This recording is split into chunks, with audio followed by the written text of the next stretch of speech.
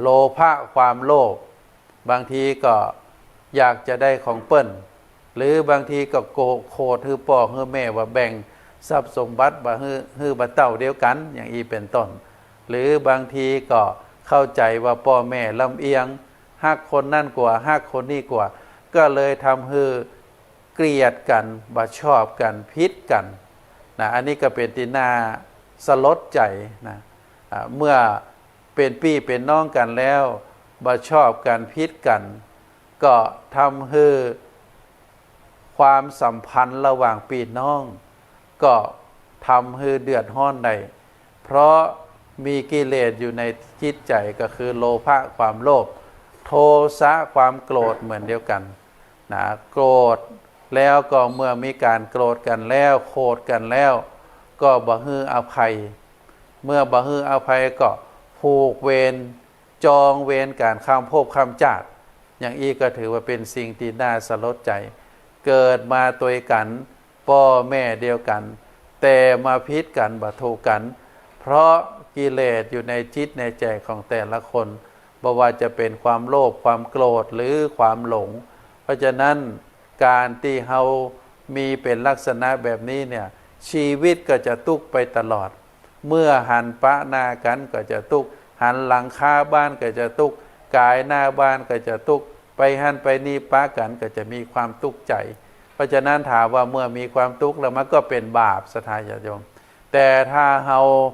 ต้องการจะให้ชีวิตของเฮามีบุญเฮาก็จะต้องปรับจิตปรับใจนะต้องดูที่ตัวเฮาก่อนว่าตัวเฮานั้นมีความผิดอะไรยังเฮาเอาแต่ใจตัวเองก่อนเฮาเป็นคนหันแก่ตัวก่อนก็ต้องพิจารณาที่ตัวเฮาเมื่อสิ่งใดที่จะอภัยให้กันได้เฮาก็อภัยนะอภัยให้กันและกันแล้วก็ต่อจากนั้นก็พยายามที่จะให้เฮาทั้งหลายนั้นได้อยู่กันแบบพี่แบบน้องช่วยเหลือซึ่งกันและกันก็จะมีความสุขด้วยกันนะเพราะฉะนั้นก็ฝากศรัทธาญาติโยมเอาละต่อจากนี้ไปเนิ่นศรัทธาญาติโยมเฮาจะได้ไหว้พระนะไหว้พระก่อนนอนกันก็เหมือนกับทุกครั้งทุกวันที่ผ่านมาศรัทธาญาติโยมที่รับฟังรายการทางสถานีอยู่ถ้าจะไหว้พระโดยกันก็เจอเนอเป็นบทสวดมนต์ง่ายๆก็คืออิติปิโสสวากขาโตสุปฏิปันโนแล้วก็โตตามด้วยบทพาหุงถวายปอนพระซึ่งก็เป็นบทง่ายๆถ้าศรัทธาญาติโยมมีหนังสือก็เปิดอ่านตัวเมื่อว่าแล้วเขาก็จะได้แผ่เมตตาแล้วก็วันตาหลวงก็เป็นเซตพิธีเจอเนอศรัทธาญาติโยมเนอต่อจากนี้ไปเขาจะไหว้พระก่อนนอนกันเนอ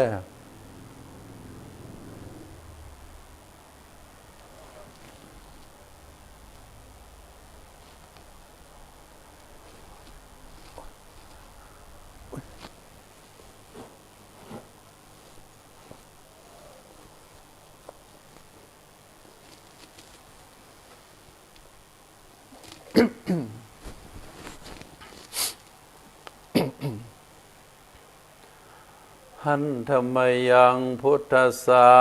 ภะคะวะโตบุพพาคณามะการังกะโรมะเส นะโมตัสสะภะคะวะโตอะระหะโตสัมมาสัมพุทธัสสะนะโมตัสสะ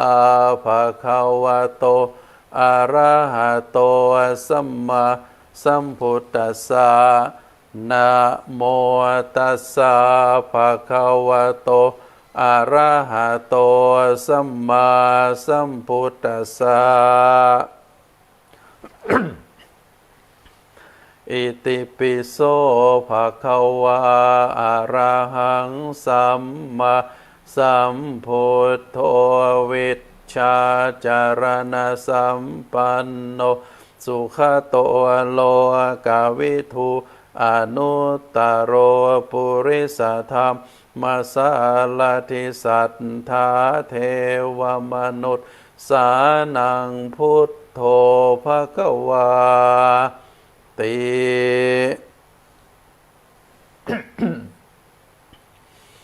สวากขาโตภควตาธัมโมสันทิฏฐิโกอากาลิโกเอหิปัสสิโกโอปัญญิโกปัญจานตังเวทิตัพโพวินยูหิติสุปฏิปันโนภควโตสาวกสังโฆอุชุปฏิปันโนภควโตสาวกสังโฆญายปฏิปันโนภควโตสาวกสังโฆสามีจิปฏิปันโนภควโตสาวกสังโฆยะทิทางจันตาริปุริสยุคานิอันทปุริสปุคละ เอสะภะคะวะโตสาวกสังโฆอาหุนายโยปาหุนายโยทักขินายโยอัญชลิการณิโยอนุตตลังปุญญเขตังโลกัสสาปิ พาหุงสหัสสมพินิมมิตาสาวุทันตังครีเมฆลังอุทิตาโครัสเสนมาลังทานาทิธรรมวิธินาชิตวะมุนินโทตันเตจะสะภวตุเตชยมังคลานิมาราติเรกามพิโยนติตาสัมภารันติโคลัมปนาลาวกามัตธรรมทัตถยาขังขันติสุทันตวิธินาชิตวะมุนินโทตันเตจะสะภวตุเตชยมังคลานินาลาหิริงคาชวลังอติอันตภูตังทาวาคิจากกมัสเนวสุธารุนันตังเมตตาภูเสกวิธินาชิตวามุนินโทตันเตจะสาภวตุเตชยมังคลานิอุคิตตาคาขมติหัตถสุธารุนันตังทาวันติโยชนะปะทังคุลิมาละวันตังอิทธิปิสังขตมโนชิตวามุนินโท ตันเตจะสาภวตุเตชยมังคลานิกัตวานากัตธมุตรังอิวะคาปินิยาจินจายะทุตวจนังชยกายมาเชสันเตนะโสมวิทินาชิตวามุนินโทตันเตจะสาภวตุเตชยมังคลานิสัจจังวิหายมติสัจจตวาทะเกตุงวาทาปิโรปิตมนังอติอันตภูตังปัญญาปฏิปัจจริโตชิตวามุนินโทตันเตจะสาภวตุเตชยมังคลานินันโทปนันทพุจคังวิพุทธังมหิทธิพุทเทนะเทระพุชเคนะธรรมาปยันโตอิทูปเทสวิตินาชิตวะมุนินโทตันเตจะสาภวตุเตชยมังคลานิทุกขาทิติพุชเคนะสุทัตถหัตถังพรหมวิสุทธิชุติเมติปภาทิธานาญาณากะเทนะวิตินาชิตวามุนินโตตันเตจะสาภวตุเตชยมังคลานิเอตาปิพุทธชยมังคลาอัตตกาทาโยวะ จโนตินาติเนสรเตมาตันเตหิตวานเนกวิวิทานิจุปัฏฐวานิโมขังสุขังอธิตมายนโรสปัญญูมหาการุณิโกนาโตหิตายาสัพพปานินางปุเรตวาปาลามิสัพพาปันโตสัมโพธิมุตตมังเอเตนะสัจจวัชเชนะโหตุเตชยมังคลังชยันโตโพธิยามุเลสกยานะนันทิวัตโนเอวังตวังวิชโยโหหิชยันสุชยมังคาเลอปราชิตาปัลลังเกสีเสปทวิโปคะเลอภิเสเกสัพพพุทธานังอาคาปัตโตปโม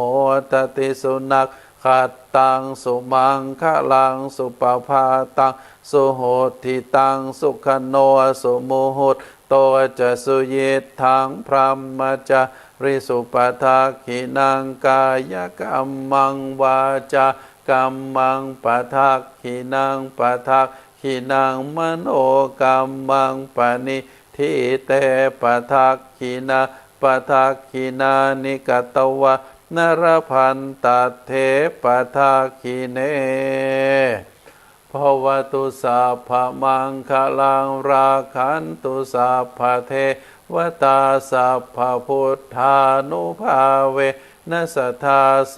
ธีภวันตุเมภวตุสัพพมังคลังราคันตุสัพพเทวตาสัพพธรรมานุภาเวนัสทธาโสธีภวันตุเตภวตุสัพพมังคลังราคันตุสัพพเทวตาสัพพสังฆานุภาเวนัสทธาโสธีภวันตุเม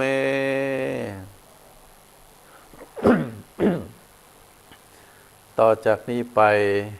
ก็จะได้สวดบทสวดยันทุนนิมิตต่างเนอบทสวดยันทุนนิมิตต่างนี้เป็นบทสวดเมื่อไผสวดแล้วก็จะฝันบ่ให้อาจจะได้นอนรับฝันดีเนอยันทุนนิมิตตังอวมังคลันจโยจามนาโปสกุณาสัสสะโทปาปะคะโหทุนสุปินังอาการตังพุทธานุภาเวนะวินาสเมนตุยันทุนนิมิตตังอวมังคลันจโยจามนาโปสกุณาสัสสะโทปาปะคะโหทุนสุปินังอาการตังธรรมานุภาเวนะวินาสเมนตุยันทุนนิมิตตังอวมังคลันจโยจามนาโปสกุณาสัสสะโทปาปะคะโหทุนสุปินังอาการตังสังขานุภาเวนวินาสเมนตุ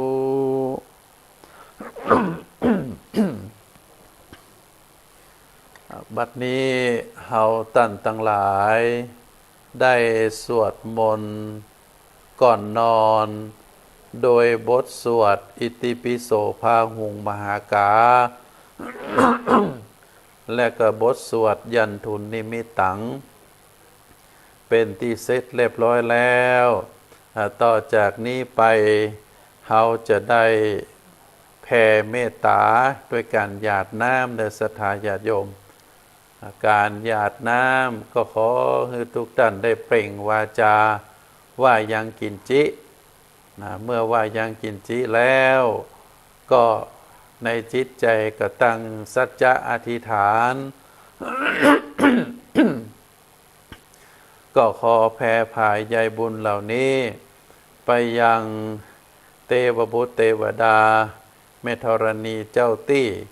เจ้ากรรมนายเวรพ่อเกิดแม่เกิดเจ้าบุญในคุณตลอดถึงพระภูมิเจ้าตี้เทพาอารักษ์ ก็ขอให้ท่านทั้งหลายเหล่านั้นได้รับทราบได้อนุโมทนาบุญบัดเจ้าแต่นั้นก็ขอให้ทุกท่านได้ตั้งจิตอันประกอบไปด้วยบุญได้กุศล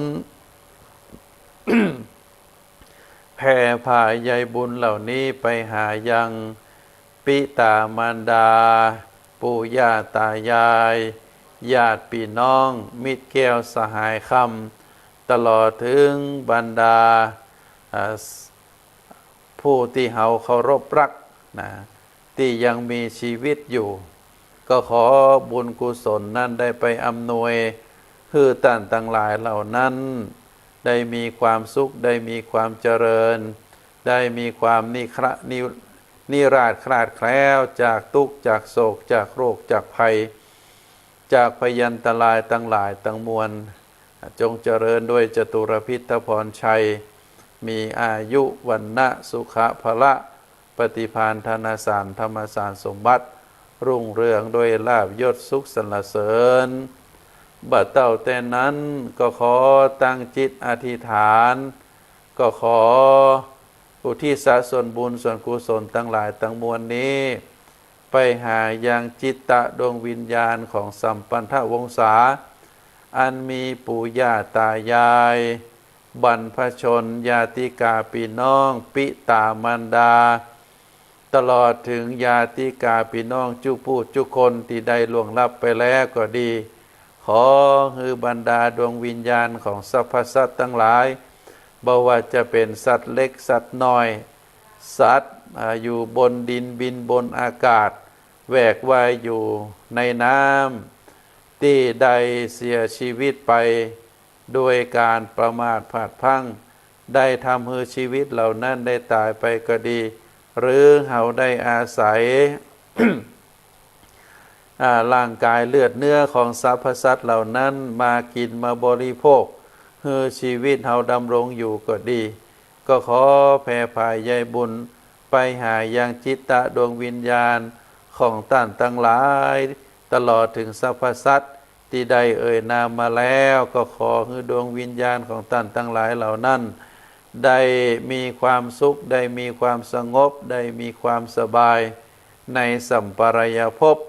ตามเจตนาปรารภที่เฮาท่านทั้งหลายได้ตั้งไว้ปะเต่าแต่นั้นก็ขอแผ่พายใยบุญอุทิศส่วนได้แผ่พายใยบุญกุศลทั้งหลายเหล่านี้ไปหายังจิตตะดวงวิญญาณของบรรดาบุรพมหากษัตริยาธิราชเจ้าทุกพระองค์ทุกสมัยบ่ว่าจะเป็นสมัยสุโขทัย สมัยกรุงศรีอยุธยา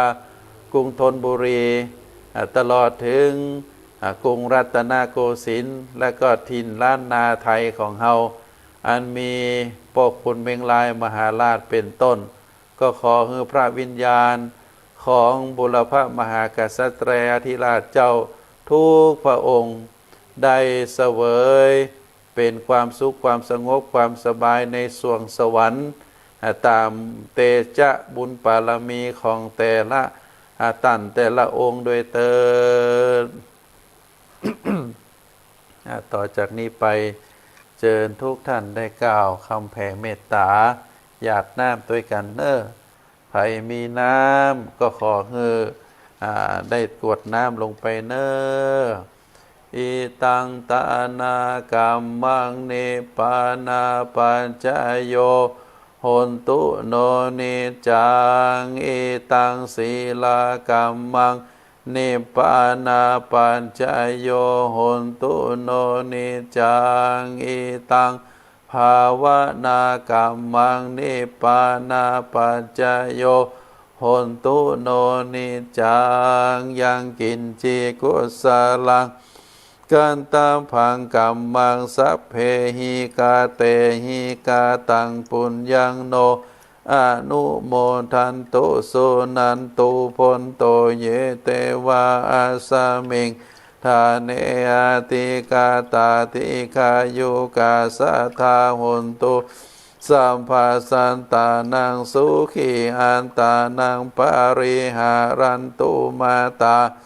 ปิ ตาโสเคตาหนตุตุคาปะมุนจันโตสัพเพยตากา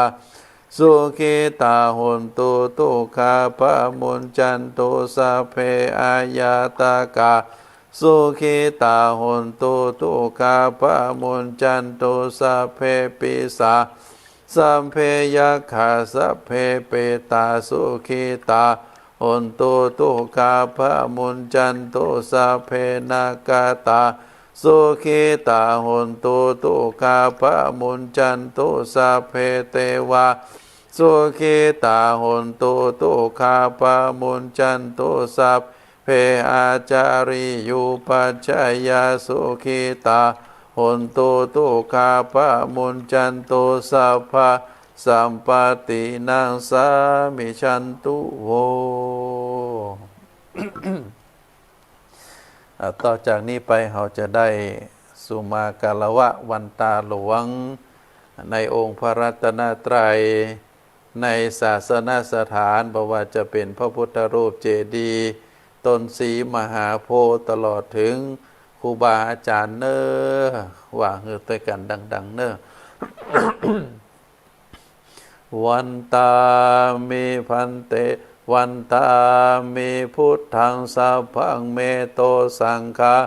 มัทธะเมพันเตวันทามิธัมมังสัพพังเมโตสังฆามัทธะเมพันเตวันทามิสังฆังสัพพังเม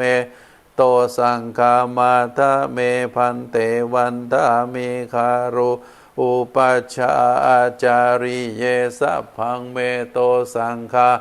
มาทะเมพันเตวันทามิกัมมันฐานังสัพพังเมโตสังฆามาทะเมพันเตวันทามิเจติยังสัพพังสัพพะทาเนสุปฏิติตาสลีลาธาตุมหาโพธิงพุทธารูปังสัทธานังสัทธานากะโลเกเทวะโลเกพรหมโลเกจัมพูติเปลังกาติเปสาลีลาธาตุโยเกสาธาตุโยอะระหันตธาตุโยเจติยังคันทะกุติงจตุราสีติสหัสเส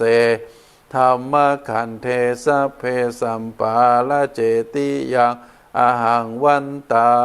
มิสัพพะโส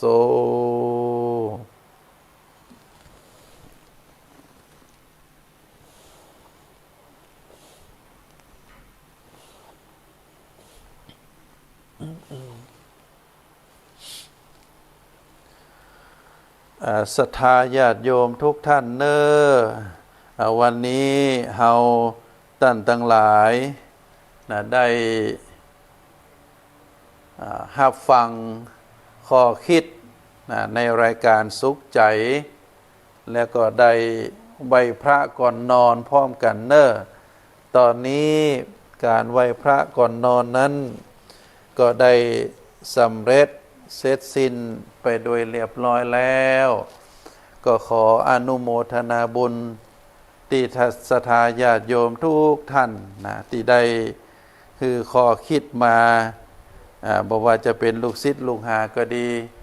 ศรัทธาญาติโยมก็ดีที่ได้แสดงความคิดเห็นมาได้คือกำลังใจตลอดถึงได้ติดตามในการร่วมในการไหว้พระก่อนนอนก็ขอให้เฮาท่านทั้งหลายได้บุญได้กุศลด้วยกันเกิดมาในภพใดชาติใดในอนาคตการตั้งหน้าก็จะได้มาเป็นพี่เป็นน้องเป็นลูกศิษย์ลูกหาเป็นครูบาอาจารย์ได้พบได้ปะได้ร่วมทำบุญกันแหมก็ถือว่าเป็นเนื้อนาบุญที่เฮาได้มาปะกันวันนี้ก็เป็นวันพระใหญ่ก็ขอให้ทุกท่านได้หลับได้นอนฝันดีเพื่อที่จะได้มีกำลังมาต่อสู้มาปฏิบัติหน้าที่ของตนในวันรุ่งขึ้นแล้วก็จะได้เอาพละกำลังเหล่านั้นได้สร้างบุญบารมีต่อไปก็ขออนุโมทนาบุญเนอในสุดท้ายนี้ก็ขอคุณพระศรีรัตนตรัยมีคุณพระพุทธคุณพระธรรมคุณพระสงฆ์ ได้ปกปักรักษาคุ้มครองศรัทธาญาติโยมลูกศิษย์ลูกหาทุกท่านคือมีความสุขมีความเจริญนิราศขาดแคล้วจากทุกข์จากโศกจากโรคจากภัยจากพยันตรายทั้งหลายทั้งมวลจงเจริญด้วยจตุรพิธพรชัยมีอายุวันนะสุขภละปฏิภาณธนสารธรรมสารสมบัติหากแม้นว่าท่านทั้งหลายมีความมุ่งมา่ปรารถนาสิ่งใดที่มันเป็นไปโดยชอบประกอบด้วยธรรมแล้วก็ขอจงพลันสำเร็จจงพลันสำเร็จจงพลันสำเร็จตามความมุ่งมา่ปรารถนานั้นจุตนจุองค์จุคนโดยเตินสาธุสาธุสาธุเนอ